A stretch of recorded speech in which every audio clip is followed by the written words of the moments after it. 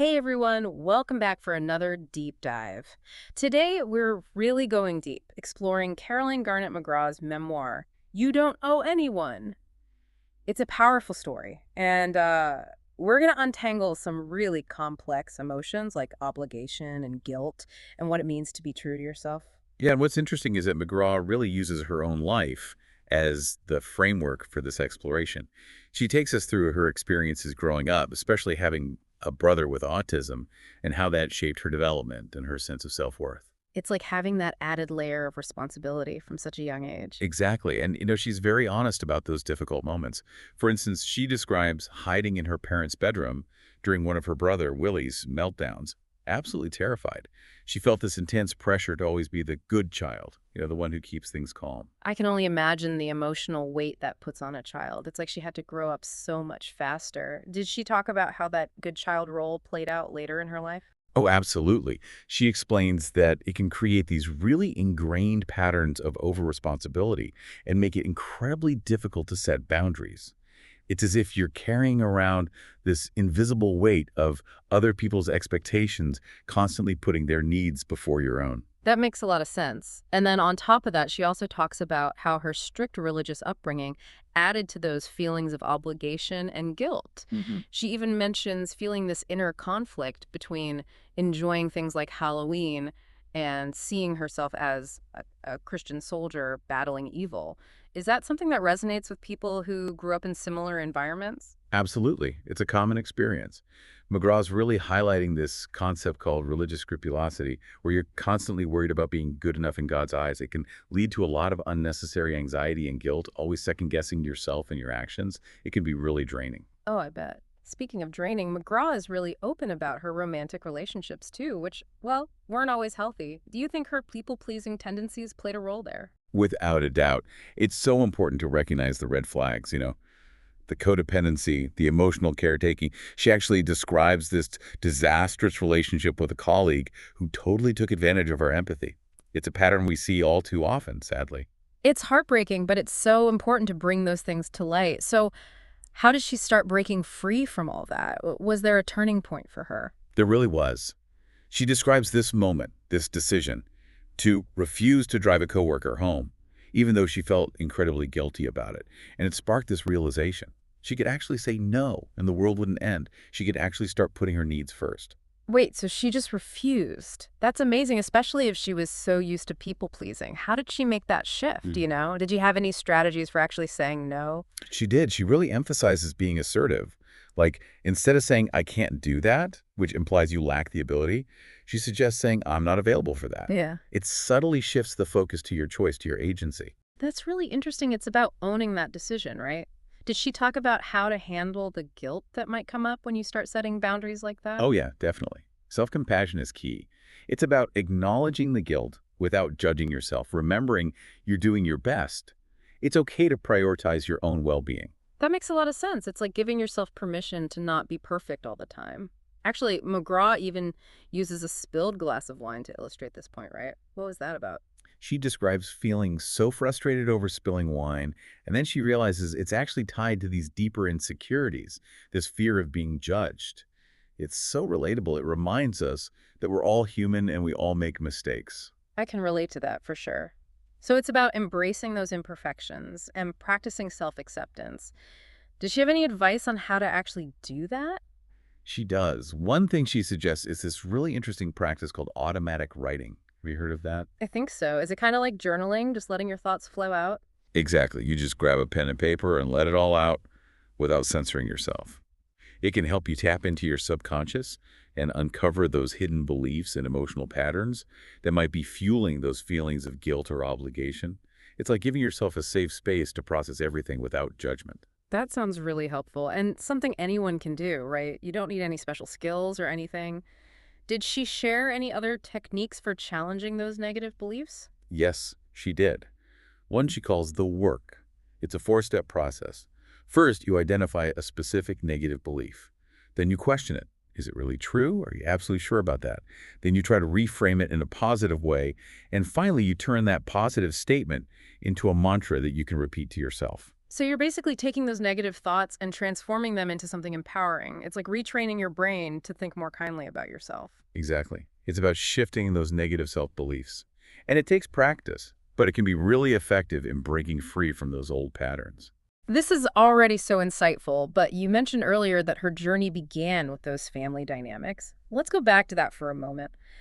Did she share any specific stories about Willie, her brother, that illustrate how that relationship really shaped her sense of responsibility? She did. She talks about how, as a child, she often felt like she had to be a parent to Willie because of his autism and the care he needed. It's something called parentification, where a child is forced to take on adult responsibilities. Imagine being a kid and feeling like you have to be the responsible adult. That's what McGraw experienced, and it has a lasting impact. Wow, that must have been incredibly difficult for her. It sounds like it took away so much of her childhood. Did she ever express any resentment about that? Or she did express some resentment, yes. Right. It's natural to feel that way, right? Mhm. When you had to sacrifice so much. But she also talks about the deep love she had for Willie and how those experiences ultimately made her a more compassionate and empathetic person. It was complex, for sure, with both positive and negative sides. It sounds like it. So, how did that dynamic with Willie affect her later relationships? Do you think she gravitated toward people who needed her help or who she felt obligated to take care of? Oh, absolutely. She talks about this one partner, Harry, who she met while working at a care home. At first, they connected over shared interests, and it seemed like they had a lot in common. But looking back, she sees some red flags that she missed. What kind of red flags? Well, for one thing, Harry started revealing a lot of personal traumas very early on, almost like he was looking for emotional support and validation, even though they barely knew each other. And because McGraw was so used to taking care of others, she fell right into that pattern with him. So she was repeating the same patterns from her childhood, but in a romantic relationship. Did she realize what was happening at the time? Not completely. She was excited about the relationship and those initial feelings of connection. But as time went on, she started feeling drained and resentful. That's the classic people-pleasing cycle. Giving and giving until you're completely depleted. Did things eventually end with Harry? They did, and not well. Harry ended up cheating on her and breaking things off without much explanation. It left McGraw feeling really hurt and questioning her self-worth. That's awful. It's like a double whammy. You experience betrayal and then you blame yourself for it. Exactly. And McGraw really wrestled with that. She describes this overwhelming sense of guilt and shame, wondering what she could have done differently. It's so easy to fall into that trap, especially when you're prone to self-criticism. Did she eventually come to terms with it? She did. And it was a major turning point for her. She realized that she wasn't responsible for Harry's actions and that she didn't owe anyone, especially not him, an explanation for her choices, especially when those choices were about prioritizing her well-being. That's such a powerful realization. It's like reclaiming your own agency and that right to make choices that serve you, even if it means disappointing someone else. Exactly. And that realization is what led her to really delve deeper into the idea of boundaries. She started experimenting with different ways of setting limits and saying no without all that guilt. Okay, this is getting really practical now. I want to hear about these techniques. What are some of the things she suggests? One of the first things she recommends is deceptively simple. Practicing doing nothing. Wait, doing nothing. How does that help with guilt and obligation? Well, it sounds counterintuitive, right? But for people who are constantly striving and achieving and overextending themselves, simply being still can trigger a lot of discomfort. Guilt, restlessness, that urge to be productive. But by facing those feelings head on, you start to challenge that deeply ingrained belief that you always need to be doing something. It's like giving yourself permission to just rest and recharge without the guilt. Did she have any specific suggestions for actually practicing this, doing nothing? She recommends starting small, set a timer for 15 minutes, and just focus on your breath, like a mini meditation. She admits it can be challenging, especially if you're used to always being on the go, but it's worth the effort. Okay, I can see how that would be helpful. Retraining your mind to be okay with stillness. What other techniques did she explore? Another one is that automatic writing we talked about earlier, just letting those thoughts and feelings flow freely onto the page. Right, that sounds familiar. It's like giving those bottled up emotions a safe space. Did she recommend any other ways to challenge those negative beliefs? Yes. She has this really powerful exercise called the work. It's all about identifying those negative beliefs, questioning them, and then reframing them into something more positive and empowering. It's a great way to shift your thinking. Sounds like it. So we've talked about breaking free from those people-pleasing patterns and setting boundaries, but I'm curious how her journey impacted her relationship with Willie, her brother. Did she find a way to balance her needs with his care? That's a great question, and it's something we'll dig into much deeper in the next part of our deep dive. McGraw's relationship with Willie is really a testament to how self-discovery can ripple outwards and affect our most important relationships. Okay, I'm definitely intrigued. But before we move on, let's do a quick recap of what we've learned so far. It's been a whirlwind of information. Absolutely. So we've explored how McGraw's childhood experiences, particularly having a brother with autism and that strict religious upbringing, created this deep sense of obligation for her, this tendency to always put other people's needs before her own. And we saw how that led to those challenges with boundaries, especially in her romantic relationships. Right, and through therapy, through self-reflection, and with the support of her chosen family, she begins to challenge those beliefs and embrace her true self. And she takes those big steps toward prioritizing her needs, setting boundaries, and going after her passions, which ultimately leads her to a place of more freedom. It's a powerful reminder that change is possible, even if it's gradual. And that's what makes her story so inspiring. She doesn't shy away from the struggles or the setbacks or the fact that it takes ongoing work to maintain those healthy boundaries and prioritize self-care. Absolutely. I'm so curious to hear about the next chapter in her journey and how she navigated those family dynamics while staying true to herself. I can't wait to see what insights await us in the next part of our deep dive. So are you ready to hear how McGraw navigated those family dynamics as she went through this huge self-discovery process? It's a really interesting part of the book. Absolutely. We left off with her starting to prioritize her needs and set some boundaries. I'm so curious to hear how that affected her relationship with Willie, her brother. Well, it's not a simple answer. Remember, she spent so much of her life feeling responsible for him, almost like a parent sometimes. So as she starts to claim her own life, it naturally impacts that dynamic. Right. It must have been tough to balance those ingrained feelings with her new need for independence. Did she describe any specific challenges, any big moments that stand out? She did. There's this really poignant scene where she visits Willie at the care home where he lives. This is after she's moved away and is really focusing on writing. So she's created some physical distance, which makes sense, but the visits must have been emotionally charged, right? They were. McGraw admits to feeling this wave of guilt, like she wasn't there enough for him. That sense of responsibility, even if it's outdated, doesn't just disappear overnight. No, it makes sense. It's like those old patterns are still there, just below the surface. How does she deal with that guilt? Well, what's interesting is that as she spends time with Willie, she starts to see him differently. Not as her responsibility, but as a person, with his own strengths and challenges, and his own joys. So she's moving beyond that caretaker role and seeing him more fully. Exactly. And this shift helps her let go of some of that guilt. She begins to appreciate him for who he is, recognizing his resilience and his unique way of seeing the world. That's beautiful. It's a good reminder that sometimes the best relationships come from accepting people as they are, not trying to fix them or their problems. It really is. And you know what? This understanding also extends to her relationship with her parents. Oh, so the boundaries she was setting started to affect those dynamics too. Oh, they did. She starts having these really honest conversations with them, expressing her needs and her limits. Can you imagine those conversations? They probably weren't easy, given their history. I bet they were tough, but necessary, right? Absolutely. McGraw emphasizes the importance of standing firm in your boundaries, even when it's hard. And remember, self-compassion. It's okay to prioritize your own well-being, even if it disappoints your parents. So she's breaking free from that people-pleasing, even with her own family. She is. And it's not about being mean or cutting them off. It's about creating a healthier dynamic where everyone's needs are respected. And did that actually make a difference in those relationships? It did. McGraw says that setting those boundaries actually improved communication with her parents. They started to see her as an individual, with her own life, not just an extension of themselves. It's amazing how boundaries can do that, create more respect and authenticity in those close relationships. It really is. And this brings us to another big theme McGraw explores: the importance of finding your tribe. I love that. You mean finding your people, the ones who really get you and support your growth. Exactly. McGraw says it's so important to surround yourself with people who believe in you, who challenge you to be your best, and accept you, flaws and all. It's like creating a chosen family that really understands and supports your journey.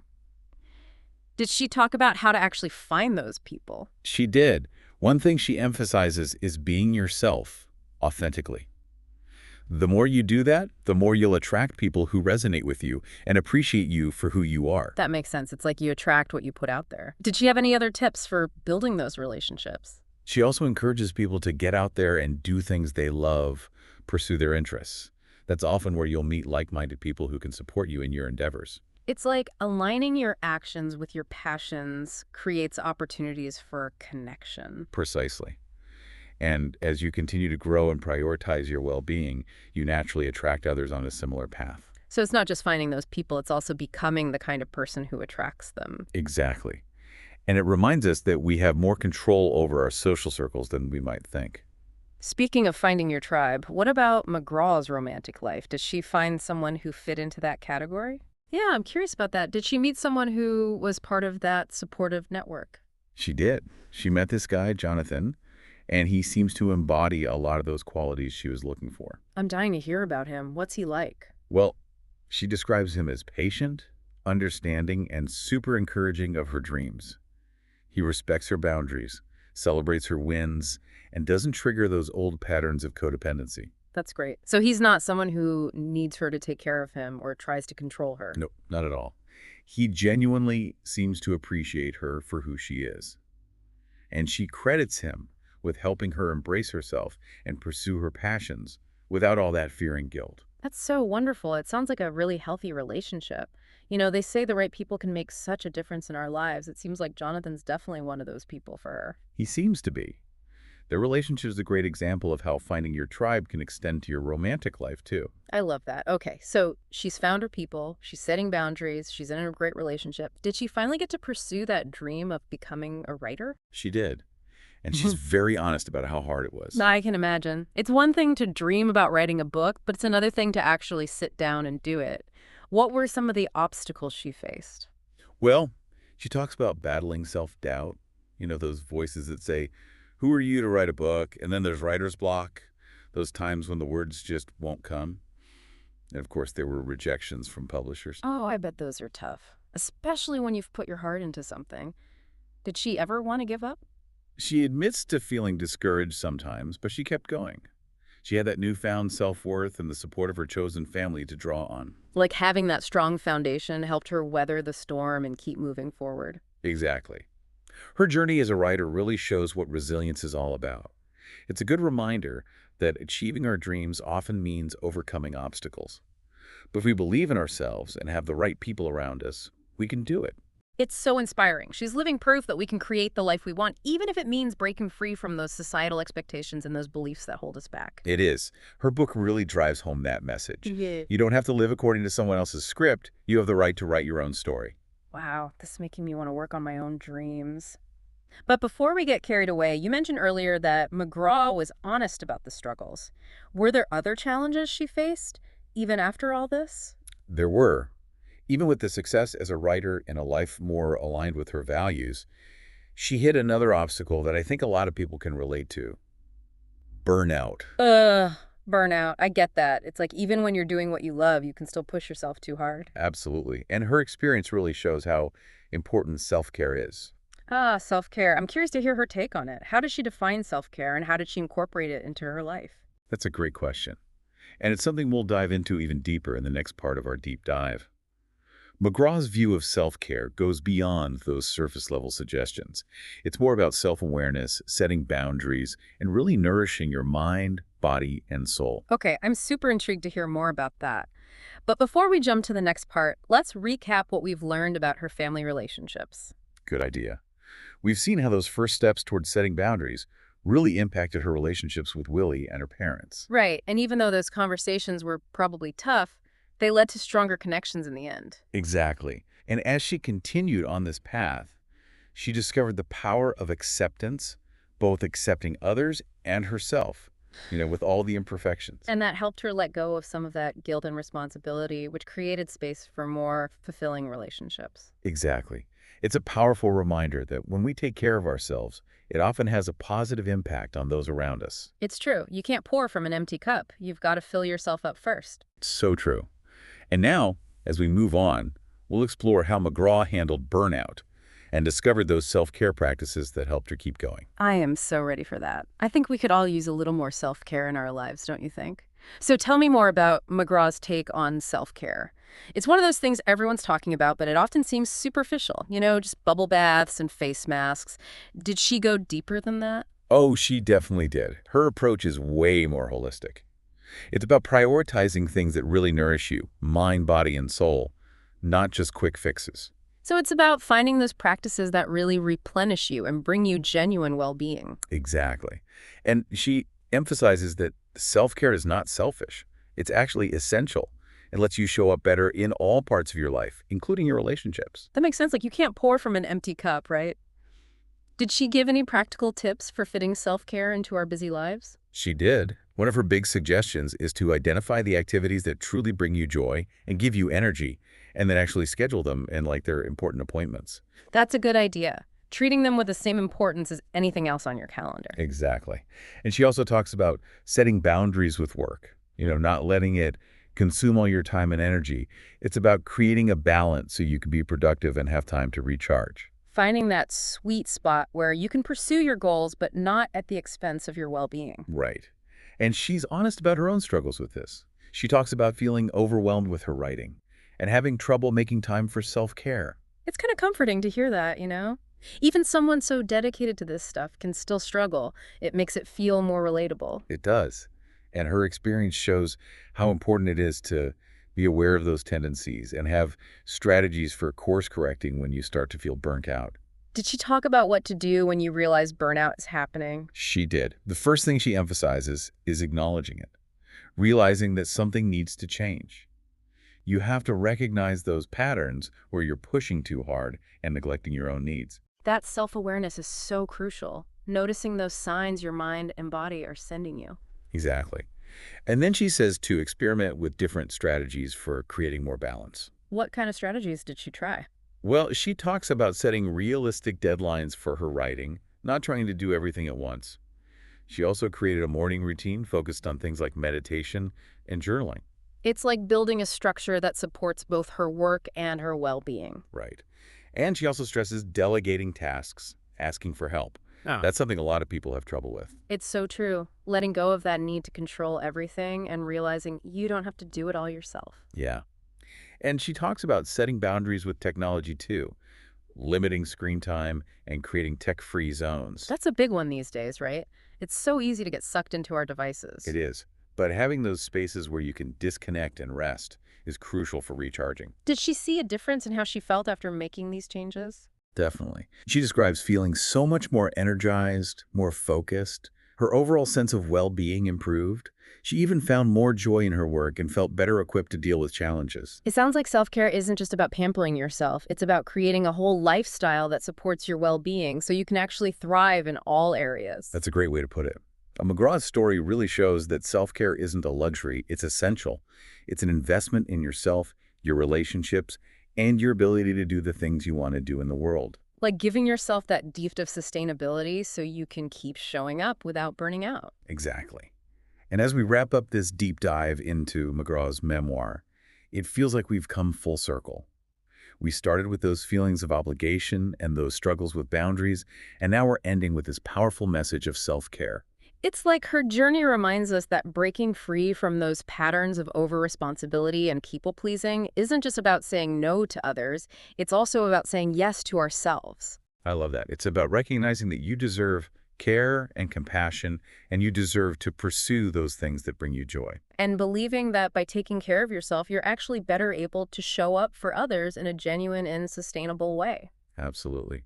So as we finish up, what were your biggest takeaways from this deep dive? What really stood out to you? For me, it was self-compassion. It's something I've personally struggled with, but hearing McGraw's story reminded me how important it is to be kind to myself, especially when things are tough or I make mistakes. I love that. Self-compassion is such a powerful practice. And I was also struck by how connected our childhood experiences are to those patterns we repeat as adults. It's like those early experiences create these invisible scripts that we keep following until we become aware of them. It's true. Yeah. Once you bring those patterns into the light, you can start changing them and create healthier ways of being. Absolutely. And McGraw's memoir is a great reminder that we can do that. We don't have to be defined by our past or by what society tells us we should be. It's a message of empowerment. We have the right to create a life that feels right for us, a life that reflects our own values. It is, and her story shows that even though this journey of self-discovery can be challenging, it's so worth it. So here's a final thought for everyone listening. If you could go back and give your younger self one piece of advice based on everything we've talked about today, what would it be? That's a really great question. It makes you think about all these important lessons and how they could have made a difference. And it encourages us to keep learning and growing, to keep creating a life that feels more aligned, more joyful, more free. That's a perfect note to end on. Until next time, keep exploring, keep asking questions, and keep embracing the journey of being you. And remember, you don't owe anyone anything, not even your own self-judgment.